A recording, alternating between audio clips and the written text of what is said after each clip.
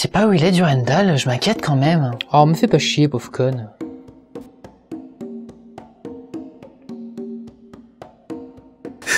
Je suis pas dans mon élément. Je suis pas dans mon élément. Je vais mourir ici. Je déteste vivre à la campagne. Il y a des bêtes partout. On est entouré constamment. Il y a un nid de guêpes devant la porte d'entrée de la maison. Il y a des serpents sur les chemins de terre. Même au centre-ville, à Nevers. Il y a des moucherons qui se collent partout sur ton visage quand t'avances constamment. L'autre jour, je me rendais au centre-ville. D'un seul coup, je sens un truc qui me pique sur la main. Je regarde. Il y avait une bête, comme ça, qui était sur ma main, ici. Je suis sûr qu'elle a pondu ses œufs dedans. L'autre jour, en allant chercher Cléo qui s'était enfuie dehors, j'ai vu un hérisson devant l'entrée du garage. Et samedi soir, vous savez ce que j'ai vu en rentrant dans la chambre? À part ça,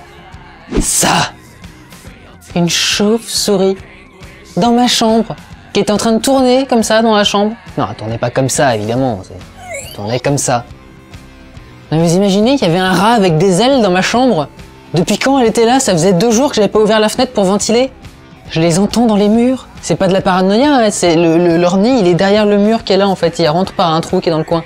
Donc il y a les chauves-souris qui sont derrière le mur et je les entends. Et ils rentrent dans ma chambre. Qu'est-ce qu'ils ont fait pendant que je dormais, pendant les 2 jours où la fenêtre était pas ouverte?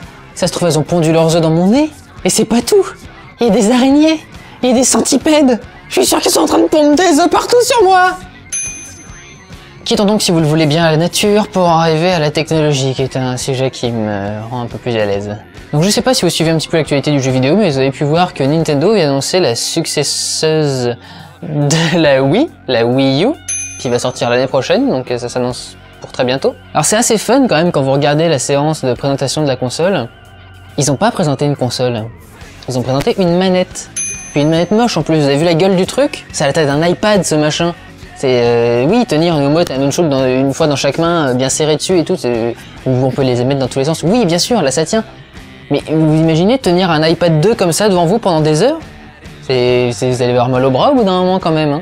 Et puis alors, on parle de l'accessoire, mais surtout pas des jeux. On n'annonce pas de line-up, on n'annonce pas de quoi que ce soit, pas de gros titres, même pas le Zelda. Ils ont même pas annoncé de Zelda Wii U pour l'instant, quoi. Faut vous dire, la console était si mal annoncée quand même que les actionnaires de Nintendo ont revendu leur part à l'annonce de la console. L'action en bourse de Nintendo a chuté d'environ 10% à l'annonce de la console. Alors ce qui est étrange, c'est que quand on demande justement à ces actionnaires pourquoi est-ce qu'ils ont revendu leurs actions, ils disent que c'est parce qu'ils ont peur que Nintendo du coup perde sa clientèle casual à cause du côté gamer de la console.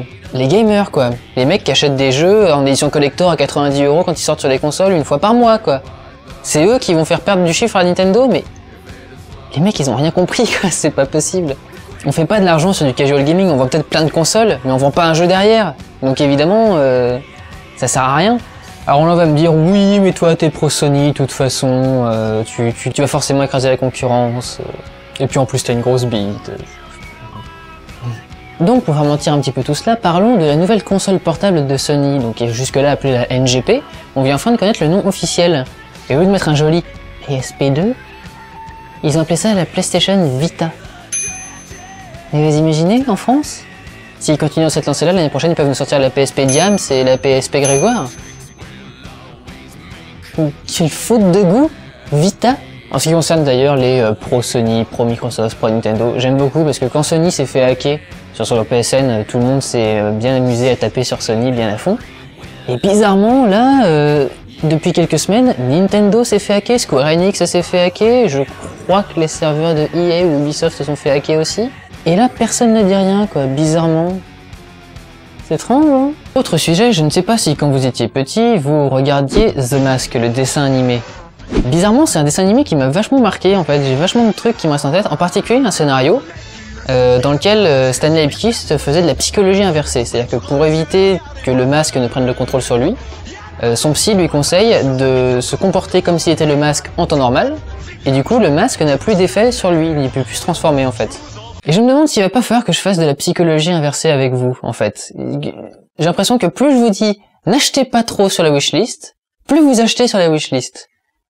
Donc en fait, je devrais vous dire allez-y, donnez-vous à fond dans la wishlist, et là vous allez plus rien acheter.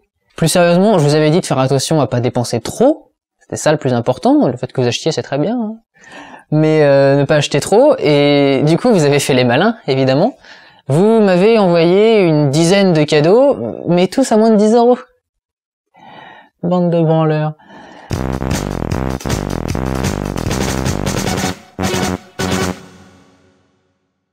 Alors par contre, pour les avoir moins chers, vous les avez pris en occasion, évidemment, c'est normal, ça m'en fiche.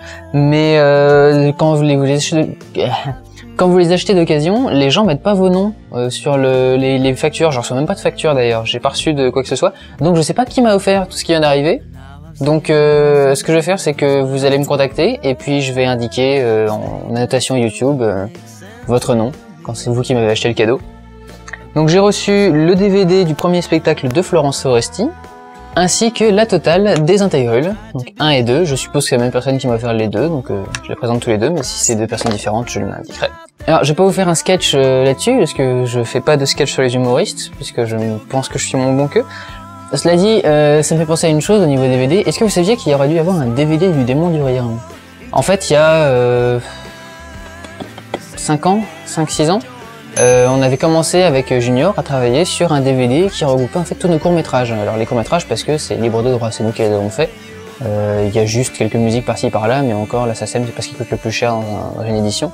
Et donc en fait j'avais créé tout un DVD avec des menus, avec différentes sections. Chaque court-métrage était présenté avec son son d'origine et avec un commentaire audio refait par-dessus par nous, par moi et Junior. Donc entièrement refait. Et puis il y avait également une section bonus qui détaillait un petit peu les effets spéciaux et qui montrait deux courts-métrages qu'on n'a jamais sortis, qu'on a commencé mais qu'on n'a jamais sortis. Le premier c'était Chiotte Game, c'était un jeune homme qui se faisait enfermer dans ses chiottes et on suivait ça en télé-réalité en fait, comme si on avait mis une voix off un peu comme à la Secret Story ou un truc du genre pour raconter les événements et on voyait comment il survivait pendant quelques mois dans ses chiottes enfermé tout seul. Donc c'était un peu scato, évidemment. Mais on n'a jamais été jusqu'à la fin, on a fait le tueur à la place, et puis il y avait une section de ce court-métrage qu'on aimait beaucoup et qu'on voulait pas jeter, c'était la section avec Cléo. Donc on a sorti Comtesse du coup juste après, qui est en fait un segment de Chiotte Game. Et puis le deuxième, c'est la première apparition de Nicole.